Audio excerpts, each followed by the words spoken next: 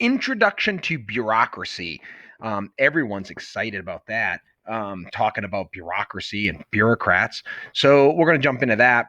Bureaucracy, purpose, and what it includes. So go ahead and grab two cards. We're going to do two cards here. 2.67. We're at the end of this massive Unit 2, which makes up about a third or even more than that, up to 40% of the entire course for AP Government. So let's go through bureaucracy. Okay, backside flip. All right, first off, what is the bureaucracy? Well, it's a part of the executive branch. And the purpose of the bureaucracy is to enforce law. So enforce the executive branch, enforce law. And so it's made up of a bunch of departments. So if you look at this, the president's the head of the executive branch, and then you have like the State Department, the Treasury Department, the Defense Department, the Department of Justice, Department of Interior, Agriculture, Transportation, Energy, Education, Veteran Affairs. All these things are departments, and underneath them are people who work there, and the people who work there are called bureaucrats. Okay, so that's the executive branch. That's what it is. All right. So what does it include? So we need to know all the different types of things that fall under bureaucracy. So first off, there's the departments. Remember, the departments are part of the presidential cabinet. They're headed by secretaries, except the Justice Department, which is headed by the Attorney General. All right, so get this down. So the first big part, the largest part of this of the bureaucracy are departments, and department heads are called secretaries. Secretary of Defense, Secretary of the Interior, Secretary of State, with the exception of the Justice Department or the Department of Justice, where the Attorney General is the head of it. But other than that, they all are secretaries, blah, blah, blah, all appointed by the president because they are executive officers. Approved by the Senate. Okay, don't forget that. All right, so departments are one. That's the biggest part. Then underneath it, we have agencies. Agencies. We have things like the EPA, Environmental Protection Agency. We have the CIA, which is our spy network, Central Intelligence Agency. So you have agencies. Sometimes these agencies are independent. Usually they're independent, meaning that they don't actually fall under a department, and the president appoints their head. So like they actually are accountable directly to the president, not through the department heads. We also have commissions. One of the most famous commissions is the Federal Communications Commission, or the FCC. You're going to have to know that. The FCC, Federal Communications Commission, and it's in charge of all of the airwaves. What goes on, what gets broadcast on TV, what gets broadcast on the radio. One of the most infamous moments in more modern times was the 2004 Super Bowl, and Janet Jackson had a quote unquote wardrobe malfunction. I'm sure that's on YouTube somewhere. And basically, Justin Timberlake grabbed her and then exposed her chest. Let's put it that way. And that happened at the Super Bowl halftime show. So nice. They got fined for that because they violated the FCC rules on nudity on TV. All right, so commissions, and there's different types of commissions. Again, FCC being the big one. All right, there are government corporations. And government corporations theoretically are not supposed to take government funding. They're supposed to actually make a profit, and they make their own money. Sometimes they don't, and the government has to bail them out, which if it was a normal corporation in the private world, they would fail, and that would be it for them. But examples of them are Sallie Mae, which is where most people get their student loans.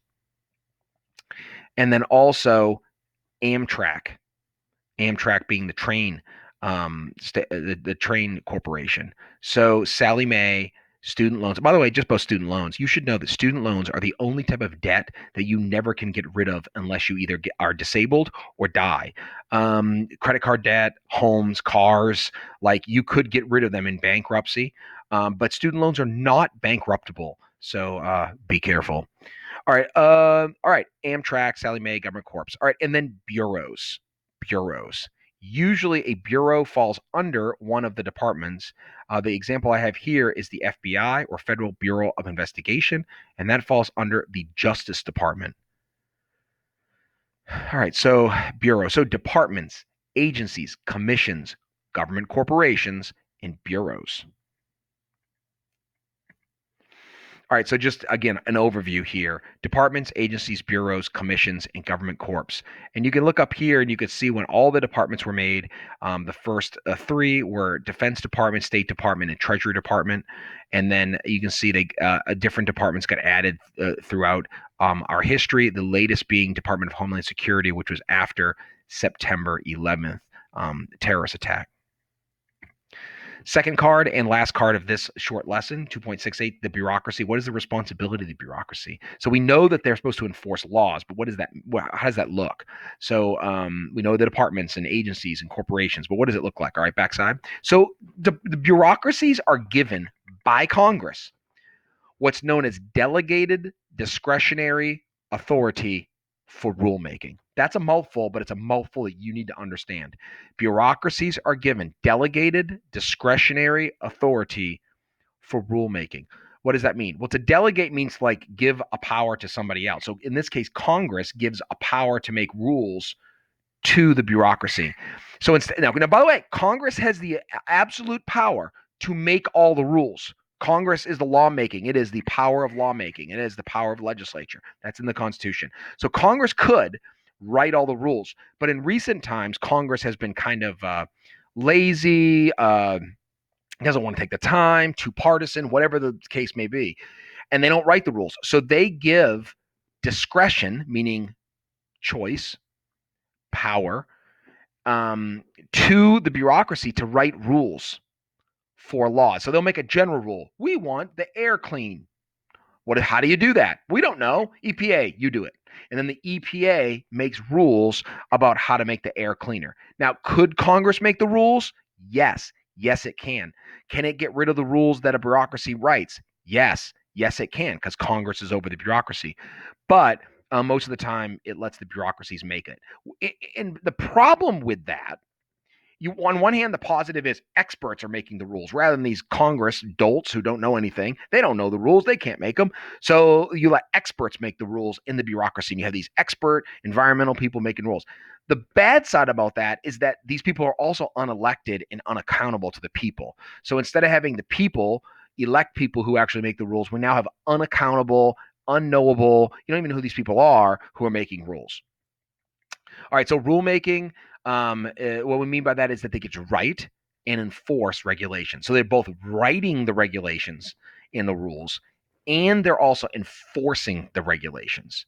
So there's an enforcement mechanism here. You know, the IRS, if you don't pay your taxes, the IRS can take your house. You know, that sort of thing. And also, one of the responsibilities they have is that Congress will hold them accountable in testifying in front of oversight committees. So remember, oversight means you're watching over something. In this case, Congress is overseeing the bureaucracy, and so they'll force the heads of the bureaucracy or people in the bureaucracy to come and testify before them.